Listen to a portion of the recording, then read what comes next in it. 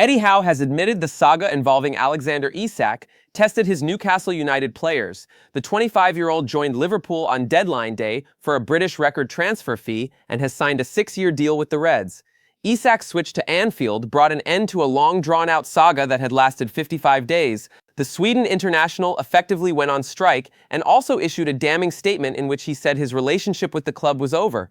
In the statement released on social media on Tuesday, August 19th, the forward said promises had been broken by Newcastle, who had portrayed a version of events that did not reflect the reality of his situation. But with Isak having now secured his move to Liverpool, Howe is eager to get back to work, with his Newcastle side yet to pick up a win in the Premier League this season. There is a huge frustration, as we know we are judged against everything we deliver, he told the Chronicle. And that is why the players have handled it all really well. It would have been very easy for them to feel differently about the situation. They have taken ownership of their own performances. They have viewed it absolutely brilliantly. On the Isak'S saga, Howe admitted, "I don't think every squad would have been able to blank it out and carry on and make the team grow from the experience.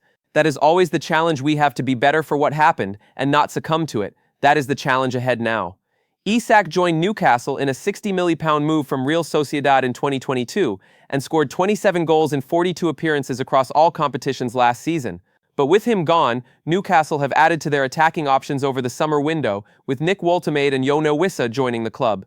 However, Howe has warned that Newcastle's record signing Woltemade will need time to adjust to life in the Premier League after his £69 million move from Stuttgart. He said, "There will be a period of adjustment, so we all have to be very understanding of that. It is difficult for players to come in. He has not had a pre-season with us, and I love every player to experience that because your learning is a lot quicker. But I think he has qualities that translate across anyway. He is very good technically. He is very good around the box. He scores goals, and I think that will translate." Sweden boss Jon Dahl Tomasson admits it was too much of a risk to play Alexander Isak during the 2-2 draw with Slovenia on Friday evening. Isak remained on the bench throughout as Sweden dropped 2 points in their opening World Cup qualifier. The striker, who finally saw a £125 million transfer from Newcastle United to Liverpool sealed on deadline day, hasn't kicked a ball all summer after refusing to play for the Magpies in a standoff over his future. Isak's insistence on a move to Liverpool saw him train with his old side Real Sociedad and miss Newcastle's pre-season schedule, which included a tour to the Far East. He didn't feature in any of the Magpies' opening 3 Premier League fixtures. After arriving on Merseyside to put the finishing touches to a British transfer record deal, Isak flew out to join up with his international teammates on Monday evening. However, Tomasson was unwilling to take any chances with Isak's fitness despite Sweden's failure to beat Slovenia.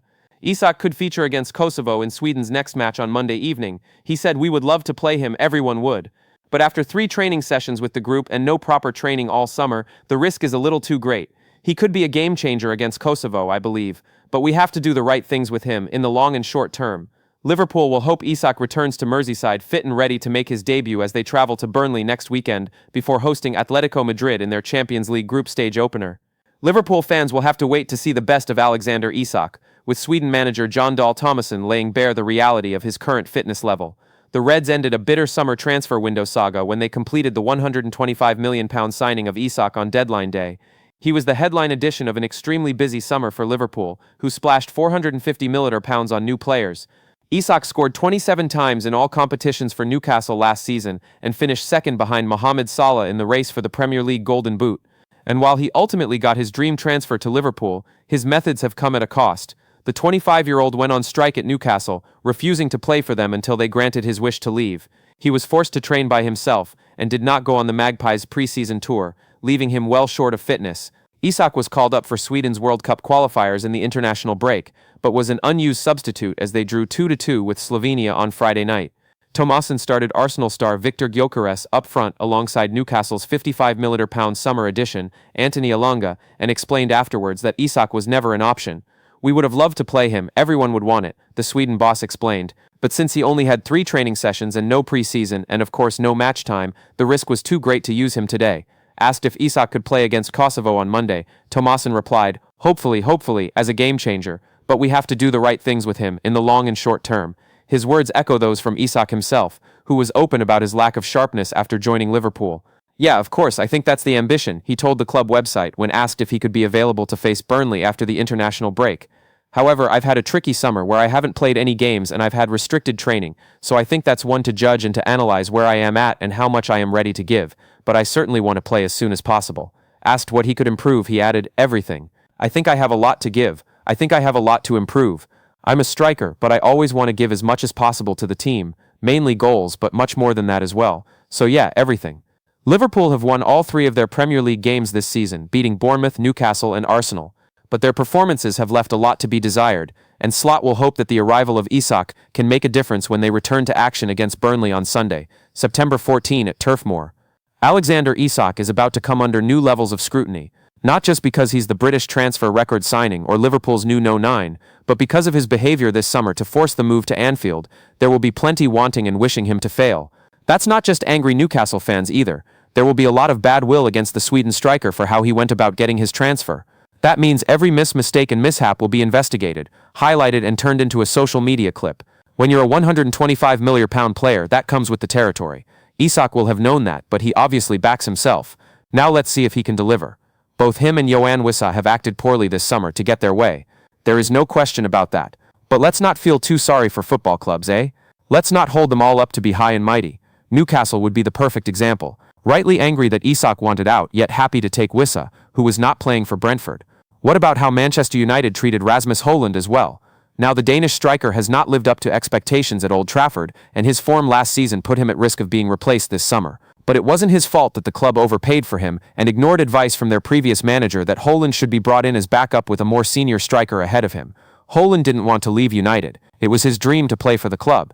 Yet once the club forked out another huge sum for a shiny new striker in the form of Benjamin Sesko, then he had to be sold, or in this case loaned with an obligation to buy, for accounting reasons. The beautiful game, eh?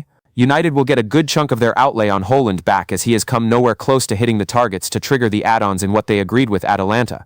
But in the end, that's all he was to the club. An asset they could move on before he devalued further on the bench because, rightly or wrongly, they don't think he will be good enough. Napoli believe otherwise, and Højlund could yet have the last laugh, but it just shows the clubs don't always give players everything they want. This is a billion-pound business, and when you are dealing within that, then there will be ugly behavior like any other industry with silly money swirling around. Players, agents and clubs.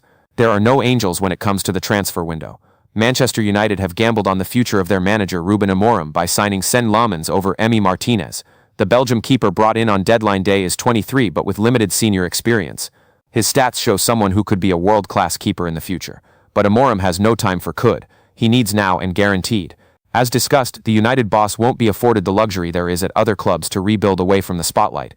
Aston Villa keeper Martinez is a proven Premier League #1 with character and resilience to deal with being between the sticks at Old Trafford. Lammens is coming in to compete with Altay Bayındır and Andre Onana rather than ripping the shirt off them. Amorim can't afford him to be learning on the job. If his keepers continue to make mistakes, then he will pay for it with his own job. Mo Salah calling out fan accounts trying to belittle former Liverpool players. Class. Howard Webb apologies for Fulham's goal against Chelsea being chalked off. Too late, just be better.